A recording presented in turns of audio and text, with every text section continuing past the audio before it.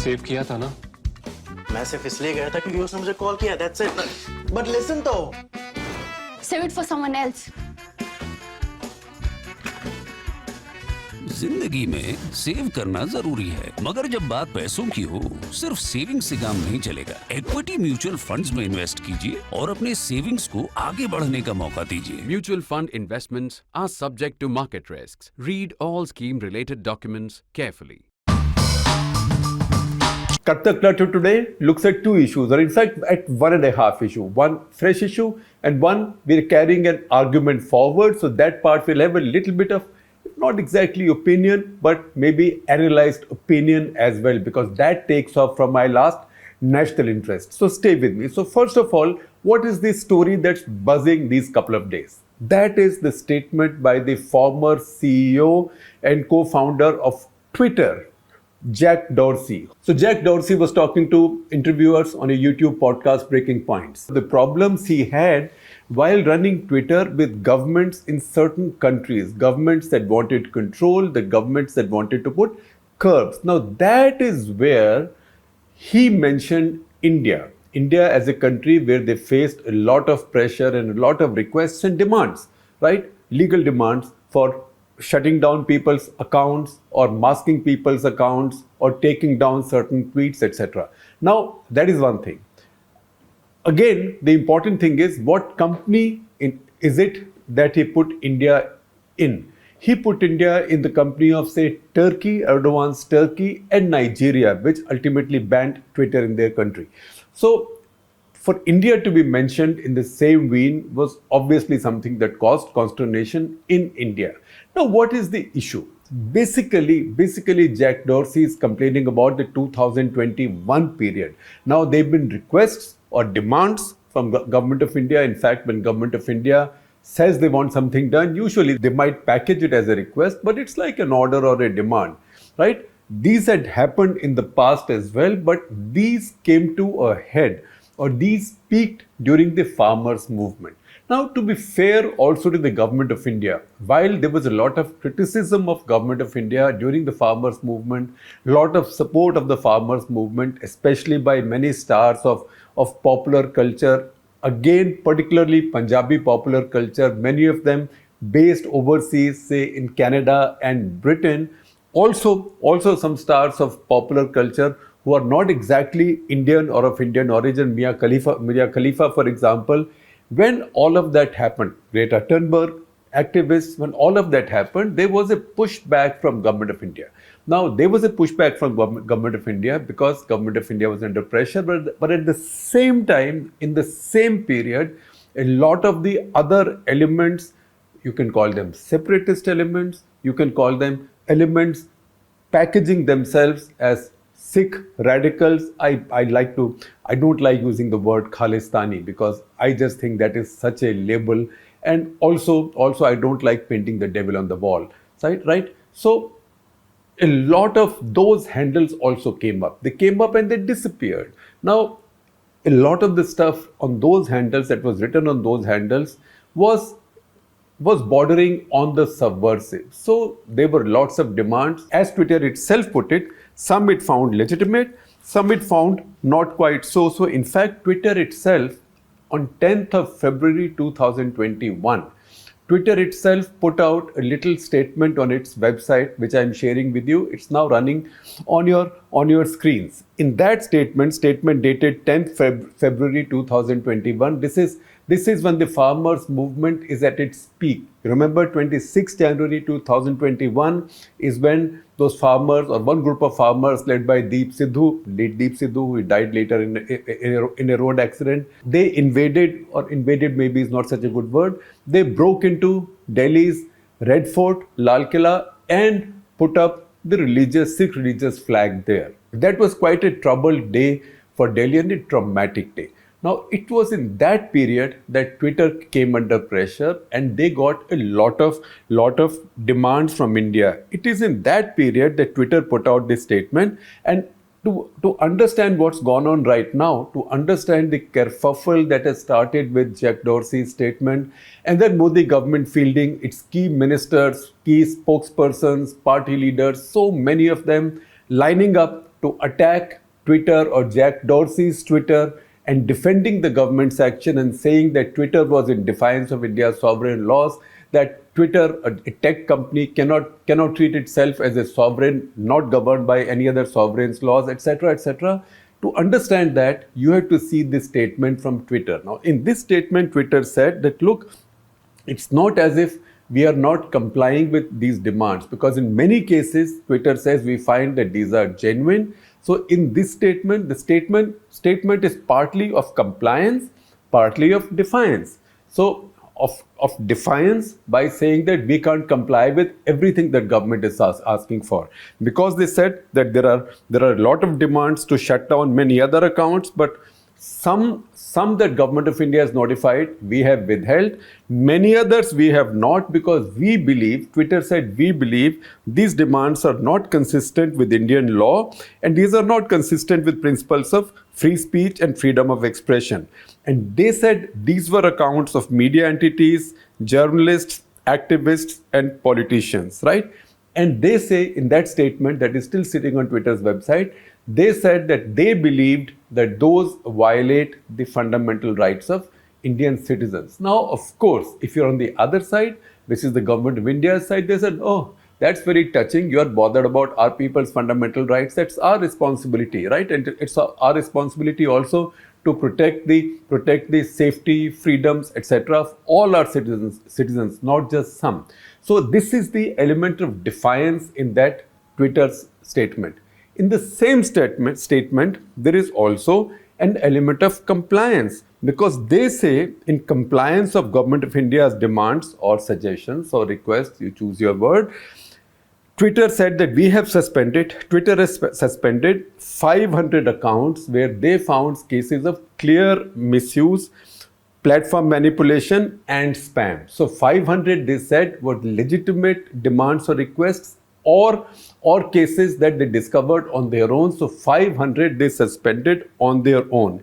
Similarly, they said that they also took away or reduced the visibility of many harmful hashtags. But beyond that, they said they won't be able to comply. And because Government of India insisted, they went to court. So they made a challenge. They filed a challenge in Karnataka High Court. Karnataka High Court heard this and has reserved its judgment. So that is how you understand the storm that's broken out now. So now, former Twitter CEO, as we know, he was bought out. The company was bought out by Elon Musk. Elon Musk is now governing Twitter by different laws. Elon Musk is saying that, look, I've told my people in India, for example, to follow the Indian law.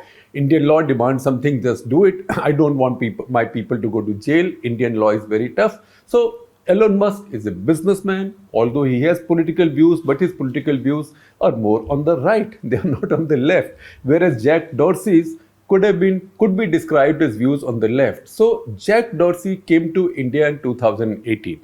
When he came to India in 2018, many things happened on that trip. Now, two extremes happened. One extreme is that he was hosted, he was given time by Prime Minister Modi. They apparently had a good meeting. There were pictures of them smiling. After the meeting, Jack Dorsey put out a tweet and also saying that he had a discussion with Prime Minister Modi. In fact, you can read that tweet on my screen. And Prime Minister Modi then quote tweeted it. Prime Minister Modi is among the first global leaders, the first political figures, public figures in the world to start using Twitter. And that is much before he became even prime ministerial candidate. He started doing it when he was Chief Minister of Gujarat. At that point, hardly any Indian politicians used it. In fact, the Congress party was very, very, very late to the game. So Narendra Modi, Prime Minister to be, started it much earlier and he used it very well. So I would say that the BJP's relationship with Twitter has been sort of up and down or love-hate. Or sometimes क्या होता है कि when you are very close to somebody or something, or when we are very friendly with something or somebody, or when you have a very strong emotional connect, then your sense of betrayal is that much stronger. Then you say, Arey, you were mine, I was yours. How could you do this to me? But the fact is that life changes from being opposition leaders, from being in the opposition to being in the government. And that's what happened with Modi government also. Once Modi government came into being, then the same Twitter, the same platform was used by its opponents, by its critics, And again, I don't like using the word troll. You will never find me using the word troll in my writing or my speech. But I would say people who can also attack others or mock others in an irresponsible way or an non-factual way. And some of that happens because of that terrible thing called anonymity. Because I do believe that anonymity brings out the worst in human beings. Twitter allowed anonymity. So that anonymity was allowed when the BJP was in the opposition.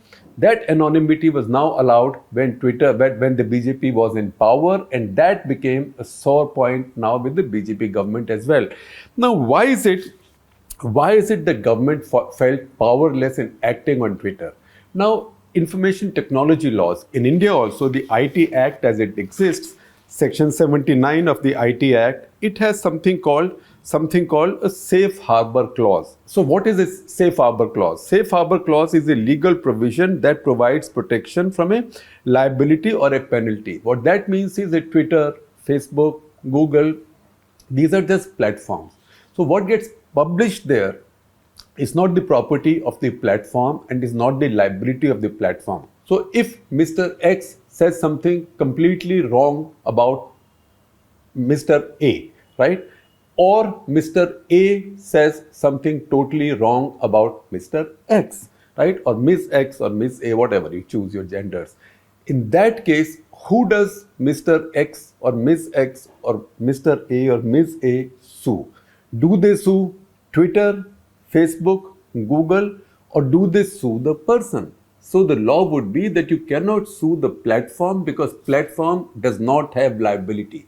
That is safe harbor. So if there is defamation, if there is threat to murder, so the police moves in. If there is threat to rape, terrorism, whatever, again law enforcement moves in. Then the liability is not on the platform. Liability is on whoever put that content on the platform. Platform is anodyne. Platform has nothing to do with this. What Government of India said is that, look, you might have safe harbor, but there are cases in which we will have demands and requests which are legitimate and legal under our law. Who do we go to? We can't just write to some anonymous bot sitting somewhere in Silicon Valley or wherever it might be and not have anybody accountable. So each one of you companies has to appoint a compliance officer, a chief compliance officer in India. So when we make demands, when we need information, for example, something comes from an anonymous handle or from an anonymous IP on internet, and we need to track the person. Say the NIA wants to track the person. Who do we go to? Because we might have legal requirement and we might be legally empowered and a legitimate need to get that information. Who do we get it from? And if we don't get it, can we take action against somebody on behalf of your company? That somebody has to be the chief compliance officer in our country. Now that is something that Twitter resisted for quite some time. That was the clause in IT rules, in information technology rules of 2021. India put new restrictions, new rules saying that you have to now, each one of these platforms has to appoint a set of key personnel in India. Those key personnel are the ones that government will reach out to, and they will have liability, in which in this case it could also be criminal liability. Now that is what Elon Musk said when he said, look, India has very strict laws. I have to follow those laws. I don't want my people going to jail. Now, what had happened before that is important. What had happened before that is, while these requests or demands were coming in from Government of India, there was also a lot of other activism. For example, a lot of people from among BJP's critics were also pointing out to stuff or content being put out by BJP people themselves, authorized BJP people with blue tick handles in the era when blue tick handles mattered, right? So it was in that period that Twitter put the label manipulated media on a tweet by Amit Malviya. Amit Malviya, a most key and highly visible figure and spokesperson of the BJP. Similarly, they put the same entry, the same qualification, manipulated media, on tweets by some other BJP people as well. BJP government said that these were arbitrary, these were prejudiced, they were prejudged, and in any case, who the hell is Twitter to do this? Twitter, on the one hand, they say we are just a platform, we are just a tech platform. We don't apply our mind to anything editorially, so we must have safe harbor protections. At the same time, they use their discretion, or I'm describing it like this, as editorial discretion, saying that we don't believe this is right, this is manipulated, this is wrong. So, Government of India's argument was that you cannot have it both ways. Now, Twitter could always turn around and say that look, we were not one-sided. Later, we also similarly took action on one of Rahul Gandhi's tweets, also tweets of other Congress people as well. You can see many of these tweets and these labels that were put on your screen, because so my colleagues will hunt for these and find these for you. Now, underlying all this is also one little thing, or maybe not such a little thing, that happened during Jack Dorsey's visit. I told you that Jack Dorsey's visit in 2018 was actually quite a happy visit for him and Twitter vis-a-vis Government of India, because he was hosted by Prime Minister Modi. Prime Minister Modi has a lot of time for tech entrepreneurs, CEOs of big international tech companies. He's also a user of tech. He's very enthusiastic about these platforms. So he hosted Jack Dorsey, but on the same visit, there was also a meeting that Jack Dorsey had with some women journalists and opinion leaders. And that was, there the discussion was over issues of safety, over threats that these women got from people who attacked them for their views, etc. At the end of that meeting, there was a group photo. In that group photo, you see Jack Dorsey holding this banner, which says, smash Brahminical patriarchy. Now, whether he meant it or not, whether he understood it or not, first of all, there was an explanation later by Vijaya Gadde, who was the head of legal department in Twitter, saying that we didn't mean it, we are sorry, we didn't mean to hurt anybody. This was a picture that was a gift from somebody, we just held it up. This is not our view, etc., etc. But you know, Vijaya Gadde and Jack Dorsey, they are not just literate, they are very well educated people. Jack Dorsey also has some kind of a spiritual side to him. He had spent time in Myanmar, etc., meditating. So I don't think any of them would not have understand the meaning of holding up a banner that said, smash Brahminical patriarchy. Now, these could be their views, right? I'm not fighting with anybody for their views. But when you hold up something like that, then you plonk yourself on one side in a polarized debate. And that is what happened with Twitter at that moment. And that is what is even now bringing out this extra sharp reaction from the Modi government as well. It's a bit of an irony, because Twitter is a platform they used so brilliantly, and they still use it quite brilliantly. At the same time, what you can use brilliantly, the other side can also use, if not equally brilliantly, or if not equally powerfully, but at least to irritate you and unsettle you to a great extent. And that is what is happening right now between Twitter and Government of India. Now, of course, Twitter is a different entity. Elon Musk has taken over. He's trying to make money from Twitter, which the previous lot never do. And one thing Twitter is not doing under him is activism. And one thing that Twitter is doing a lot more of under him is commerce. So if you go to your Twitter timeline now, after every third or fourth tweet, you will find an ad. And Twitter's algorithm and artificial intelligence will try and guess what kind of products could you be interested in. So you're now getting attacked by all these ads, which is fine. That's how the media is. All media needs something or somebody to pay for it. That is precisely what's happening with Twitter now, and that's how Twitter has changed. That said, the half part of today's episode. Now, the half part takes off from my national interest last week. That talked about the rise of a humongous new elite in India. And the rise of these new elites in India, not from one or two or three or four or five institutions, but from hundreds and thousands of institutions across the country.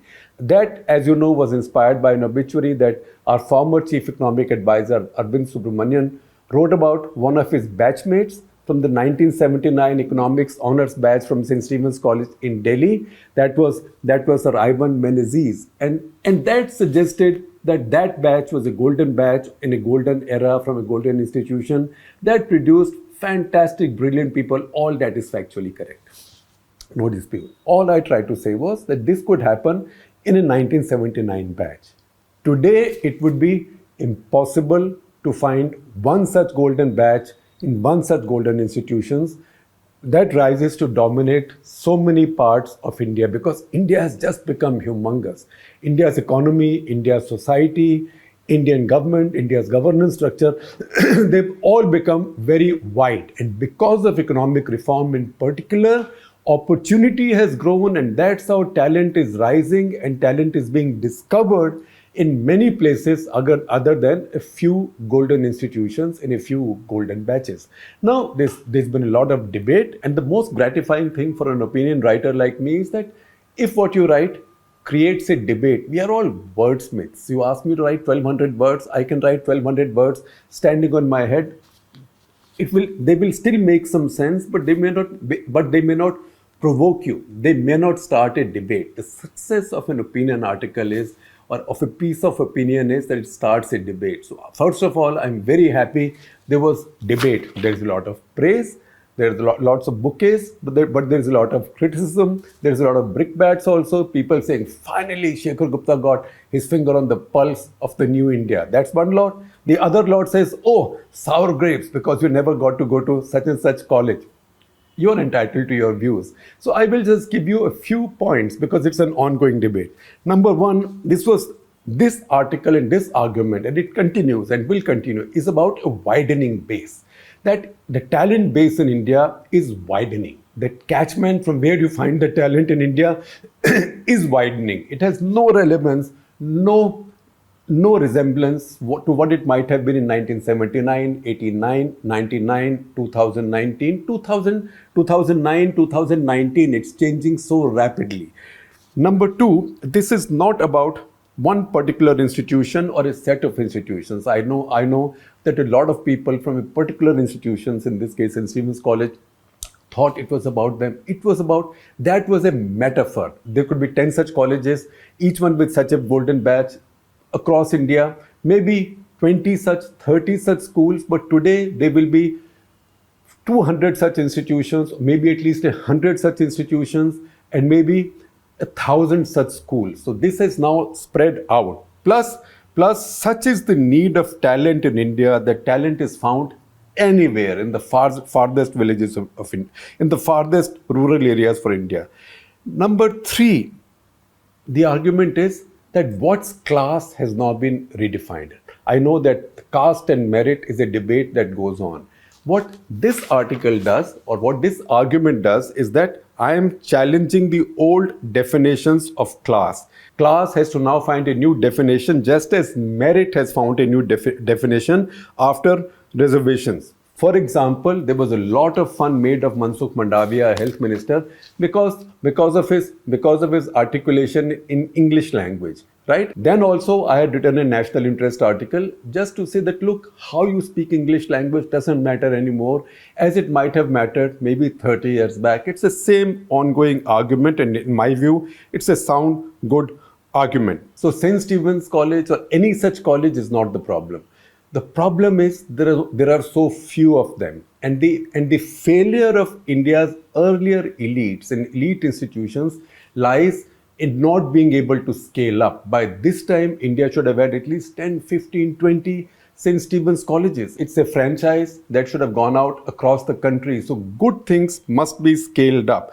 So the failure of India's elite institutions, original elite institutions, also lies in their failure to scale up. Now, where else is India finding talent? I will also recommend to a story by Sania Dhingra, our reporter, how the catchment for the IAS, etc., for UPSC had now become engineering colleges. In fact, then she noted that routinely about 60% of all those selected in UPSC were engineers. And then I've got a lot of responses also. So I will mention only one in conclusion. That is from Pradeep K. Jaisingh at Stanford University, who says, besides the fact that he explains to me the relevance of Arvind Subramanian making a comparison with Aristotle, saying Aristotle defined a good life in a certain way, and Arvind Subramanian only meant to say that Sir Ivan Menzies passed that test brilliantly of a good life, of having led a good life. So Aristotle would have envied him.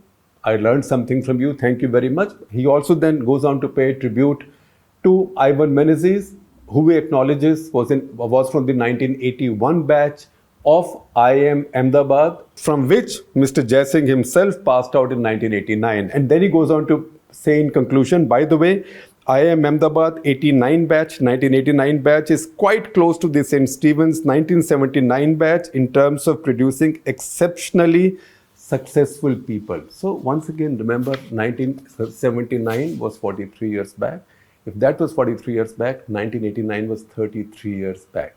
Once again, in 2019, in 2023, 2024, it will be nearly impossible to find such golden batches, because this business has become much more competitive. Just as the market has expanded, similarly, the availability of talent has expanded. So even the finest batches now from IIM Ahmedabad or anywhere now will face a lot more competition. That is the most wonderful thing to have happened to India.